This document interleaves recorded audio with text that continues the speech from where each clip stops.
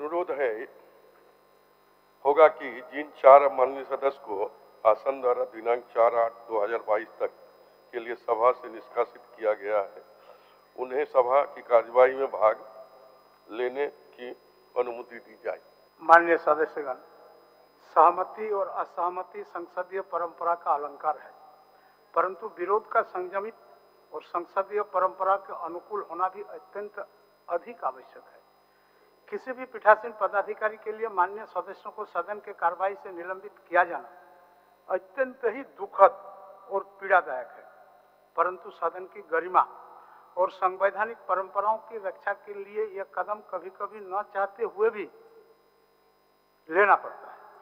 जिन 4 माननीय सदस्य सर्वश्री भानु प्रताप शाही, ढोलू महतो जी, जयप्रकाश भाई पटेल जी एवं श्री रणधीर कुमार सिंह, जिन्हें दिनांक 4/8/2022 तक सदन से निलंबित किया गया था, उनका निलंबन समाप्त किया जाता है। वे ससम्मान सदन की कार्यवाही में भाग लेने के लिए आमंत्रित हैं। अध्यक्ष महोदय, मेरा सवाल का जवाब तो मिला है और मैं संतुष्ट हूँ और मैं इस सरकार को धन्यवाद देंगे कि जनहित में इस तरह का मुद्दा पर तुरंत उस पर पहल किए हैं। आज सबसे बड़ा सवाल झारखंड में जो गौ हत्या हो रहा है महोदय, उस पर रोक का है। जो जवाब आया है अध्यक्ष महोदय, उससे तो यही लग रहा है कि जैसे पिछले 20 सालों में सिंचाई को लेकर और जो अन्य राज्यों से तब हम तुलना करते हैं तो झारखंड की जो सिंचाई क्षमता है वो सिर्फ 41% है। हमारे राज्य में कुल 29.74 हेक्टेयर सिंचाई और कृषि योग्य भूमि है और उसमें 41.44% सिंचाई क्षमता का अभी तक सृजन कर लिया गया है।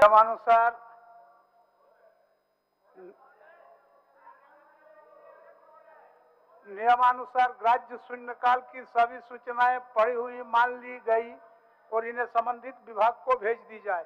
भारत के संविधान के अनुच्छेद 151(2) के अनुसरण में 31 मार्च 2020 को समाप्त हुए वर्ष के लिए भारत के नियंत्रक महालेखा परीक्षक का झारखंड राज्य के सार्वजनिक क्षेत्र के उद्यमों सहित सामान्य सामाजिक, आर्थिक एवं राजस्व परिक्षेत्रों का लेखा परीक्षा प्रतिवेदन। मैं प्रस्ताव करता हूं कि कौशल विद्या उद्यमिता डिजिटल एवं स्किल विश्वविद्यालय विधेयक 2022 को पुनर्स्थापित करने की अनुमति दी जाए।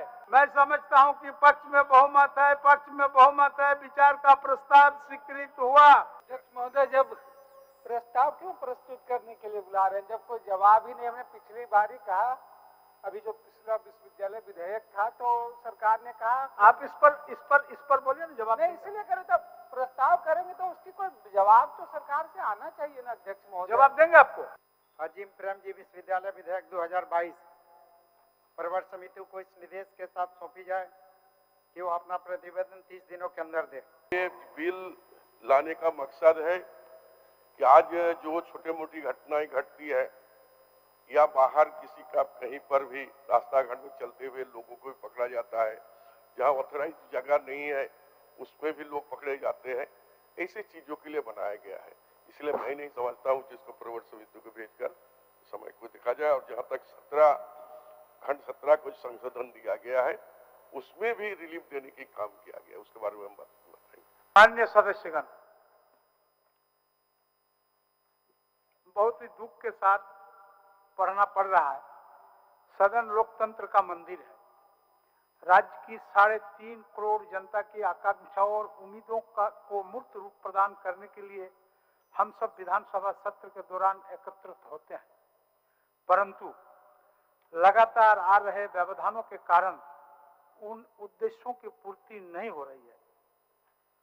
अतः मैं सदन में आ रहे व्यवधानों के कारण सत्र की कार्यवाही पर विचार करते हुए और अनावश्यक व्यवधान और विधानसभा का जो गरिमा है इसको बनाए रखने के लिए विधानसभा को अनिश्चित काल के लिए स्थगित करता हूं। झारखंड विधानसभा के मॉनसून सत्र का आज 5वां दिन था। सदन की कार्यवाही आरंभ होते ही संसदीय कार्य मंत्री के अनुरोध पर निलंबित सभी 4 सदस्यों का निलंबन विधानसभा अध्यक्ष द्वारा वापस लिया गया। आज प्रश्न वर्ग 4 में चयनित विभागों से संबंधित प्रश्न पूछे गए। अल्पसूचित और तारांकित प्रश्नों को मिलाकर कुल 83 प्रश्न सूचीबद्ध था, जिसमें से 4 प्रश्न सदन में उत्तरित हुए और इन पर पूरक प्रश्न के साथ चर्चा हुई। सदन में आज शून्यकाल की 22 सूचनाएं थीं, जिसे सभी को पढ़ा हुआ माना गया। जहां तक ध्यानाकर्षण की बात है, तो पिछले कार्य दिवसों से स्थगित ध्यानाकर्षण की सूचना को मिलाकर कुल 9 सूचना सूचीबद्ध था, परंतु इस अवधि में सदन स्थगित होने के कारण एक भी सूचना पर सरकार का वक्तव्य नहीं हो सका। आज भारत के नियंत्रक महालेखा परीक्षक के 3 प्रतिवेदनों को वित्त मंत्री डॉक्टर रामेश्वर उरांव द्वारा सदन पटल पर रखा गया। विधायी कार्य के तहत आज 3 विधेयकों को सदन से स्वीकृति मिली। कौशल विधा उद्यमिता डिजिटल एवं स्किल विश्वविद्यालय विधेयक 2022, अजीम प्रेमजी विश्वविद्यालय विधेयक 2022 एवं झारखंड उत्पाद संशोधन विधेयक 2022 को सदन से पास किया गया। सदन की कार्यवाही इसके कार्यक्रम के अनुसार कल दिनांक 5 अगस्त 2022 को समाप्त होना था, परंतु सदन में गतिरोध और व्यवधान के कारण इसे एक दिन पहले यानी आज ही अनिश्चित काल के लिए स्थगित कर दी गई।